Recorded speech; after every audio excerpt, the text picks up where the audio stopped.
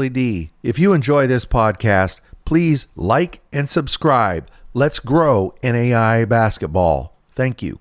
Cascade Hoops Talk, bringing the world NAIA basketball one podcast at a time.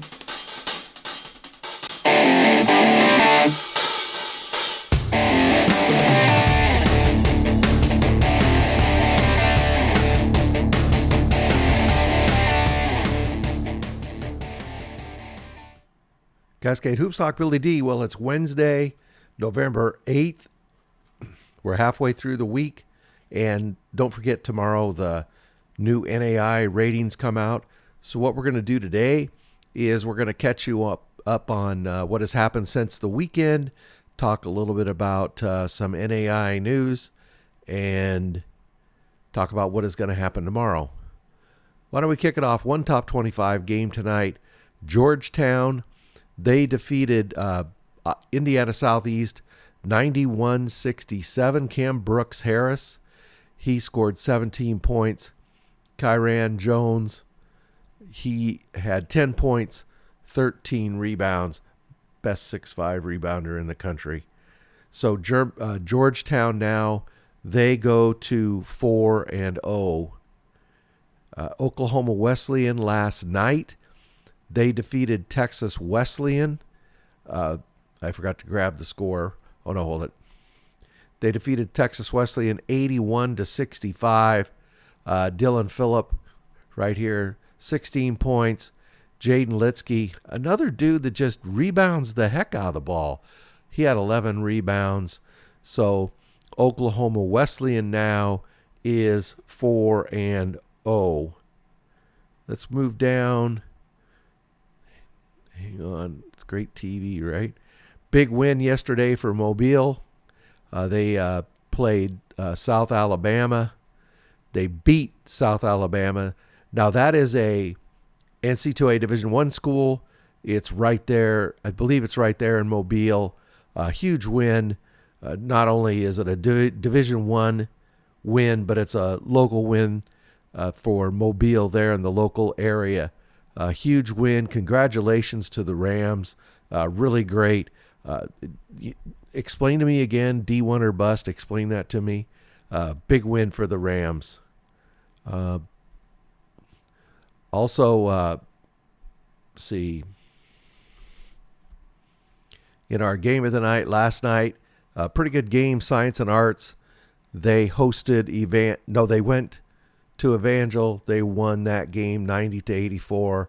Rory Pantoffelet, 23 points, 10 rebounds. Anthony Ray, 23 points, 5 rebounds. So big win for USAO. Here's another one I want to update you on. Look at this score.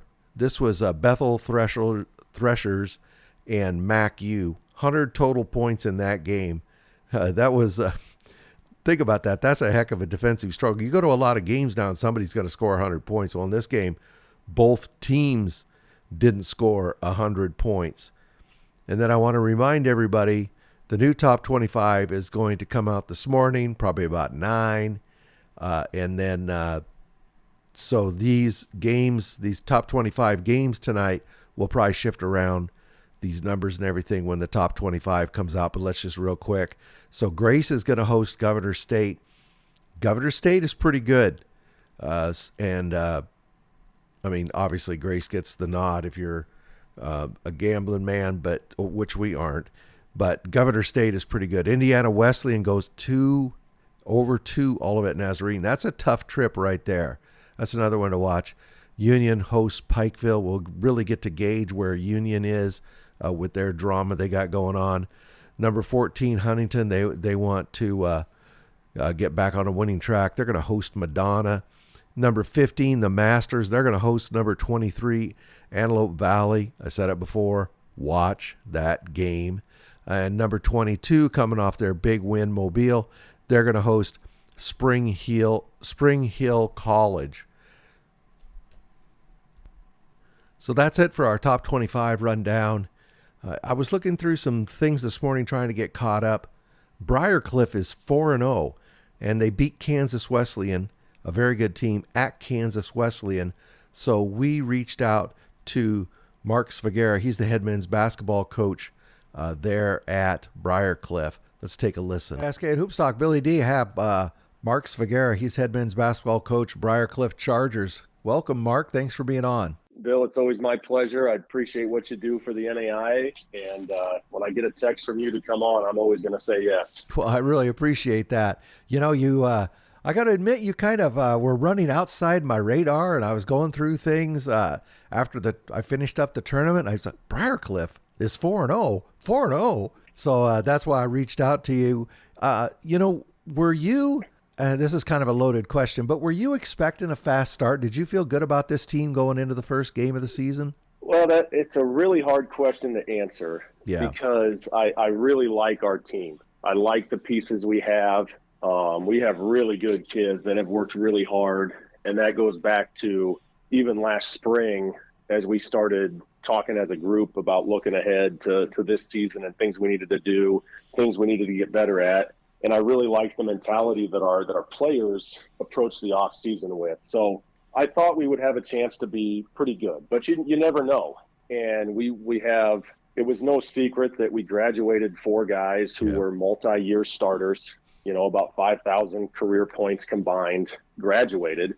And certainly from the outside, that brings up a lot of question marks of, who's going to step in for this guy or that guy or whatever. And we knew we had some good players kind of waiting in the wings, but you just never know if a player's ready to step into that bigger role or step into being a starter. And I got to tell you now, after 4 games and 30-some practices, I've been very pleased, obviously, with how some of our guys have stepped up. And we do have some very veteran senior leadership to go along with some of those guys stepping into bigger roles for the first time. So it's, if you'd have told me a month ago we were going to be 4-0, obviously I would have taken that in a heartbeat. But even you go back to our first game, I thought a couple of those guys who were new to the lineup or the starting lineup played really well, and I thought that was going to be important for us to really build confidence, both individually for the players, but also just collectively as our team. And so having a couple young guys play well early, I thought was really important for us. Yeah, and you're getting,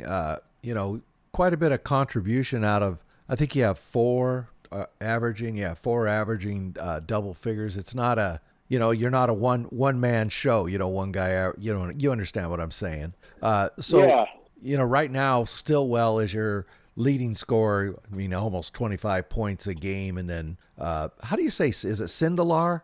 Yeah, Blake Sindelar. Blake Sindelar's right behind him at right around 20. But you're having no problem getting the ball in the hole. You're shooting like 55%. How do you feel about your offense and your defense right now? Well, I'll start with offensively. And, we played 4 games, and each game we had somebody score 30 or more points, which is, it's actually kind of incredible to me. And my assistant and I were talking, has that happened? And we've had some very good scorers over the years in our program, and I don't know that it has. And it's just, each game, it's kind of one guy got it going early on, and I think as a team, our guys did a good job of recognizing that and kind of feeding that hot hand. And it's been Stillwell twice. It was Blake Sindelar against Mount Mercy. It was Jamison Helmers against Bethany. And I think for us, like right now, one guy gets it going, and I think it shoots the confidence up for everybody. Yeah. And that's been really fun. And I think if you look at our team this year compared to maybe the past couple of years, we're maybe a little less reliant on the 3-point line. And I think we have some really good shooters, but it's not necessarily the number one thing we have to do to be successful offensively. We just have some guards that are a little bit bigger, a little bit stronger, can play inside, outside. And so it's made our offense a little more versatile, and we have the ability to play our big guys on the outside because they can shoot. We can play our guards on the inside because they're good around the basket. And I think just early on, it has created some matchup problems for our opponents. And so offensively, when you're shooting a high percentage and you're scoring points, it's hard for me to complain a whole lot. There's still some things we need to clean up, and there's still things we're talking about in practice that we want to get better at. But I think through 4 games, it's hard to complain too much. And I would say on the defensive end, we're a work in progress. We've had some really good stretches, and we've had some very poor stretches. And right now we're really trying to focus in on how do we balance that out? Yeah.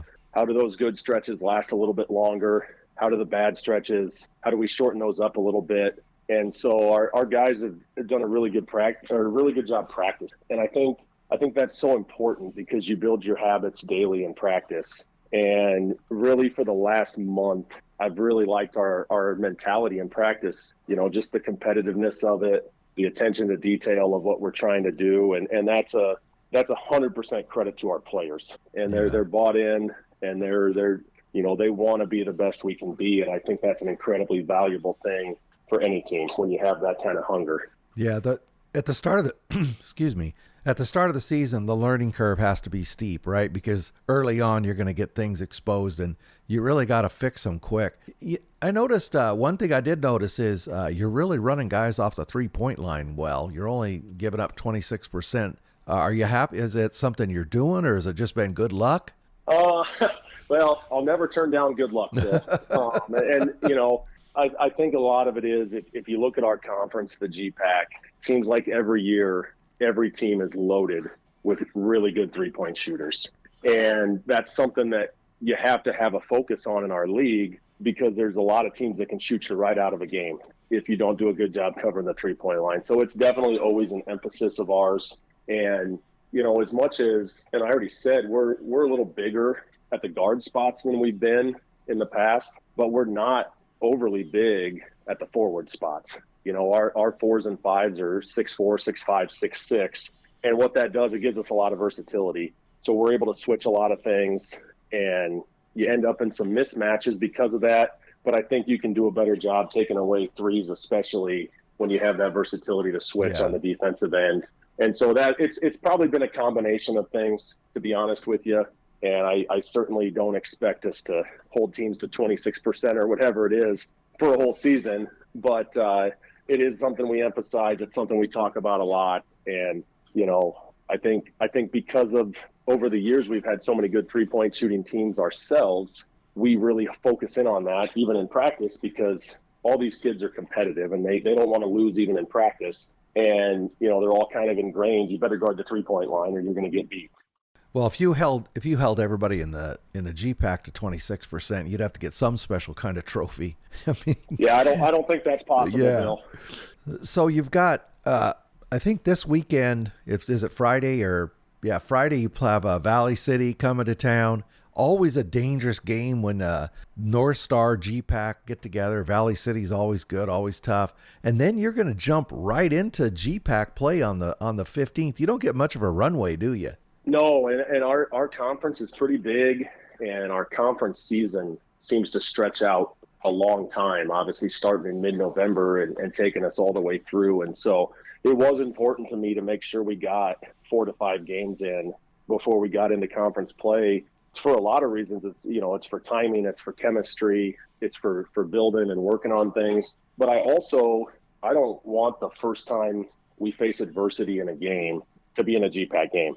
Exactly. And, over the years, we've always tried to schedule good teams. And at times we've lost games because of that, but I think it's made us better.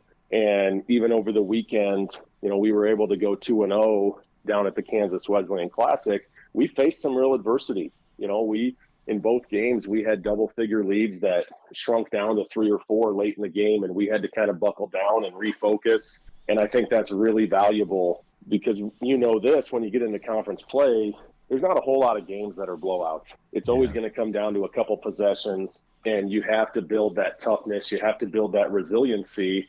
And so I was, as much as, it's frustrating when you go from a 15-point lead down to 3, I was happy after the fact that we really handled that well. And I think that speaks to the toughness of our team. And I think it speaks to some of the leadership we have on our team. Mark, before I let you go, talk about how proud you must be of your team going down to Kansas Wesleyan. What are they, 15th in the country? And you and I talked before we started. They're a very good team going into their places and beating them there. Yeah, it was a great basketball game, first and foremost. And I told you before we started recording, and I'll tell anybody, I think Kansas Wesleyan, very, very good team. And, our guys played really well. I thought our attention to detail in our scouting report and our game plan for probably 37 minutes of the game was really on point. And, Matt Stillwell you mentioned him already. He's been really good for us to start the year. And he had 31 points. He played really well. And it was kind of every time we needed a big bucket down the stretch, there he was getting something done for us. And, so when you go on the road, like I said, I like to play good teams. That's why we scheduled that classic. I knew Kansas would be good. Yeah. They've been really good the last few years. And so coming out of there 2-0, yeah, we're thrilled. I'm really proud of our guys in what we've been able to do the first couple of weeks of the year.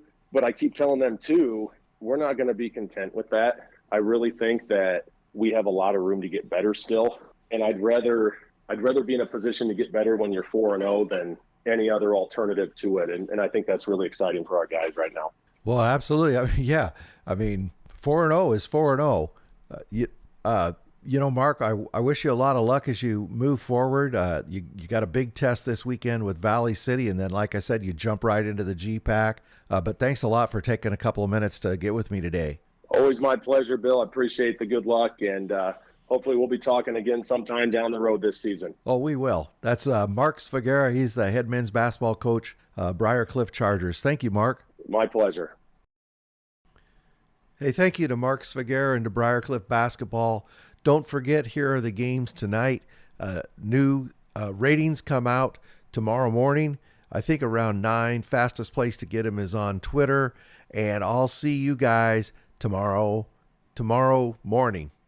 Take care. Thank you for our podcast. Please like and subscribe. Get out to your local NAIA school, because NAIA basketball is the best entertainment value in America.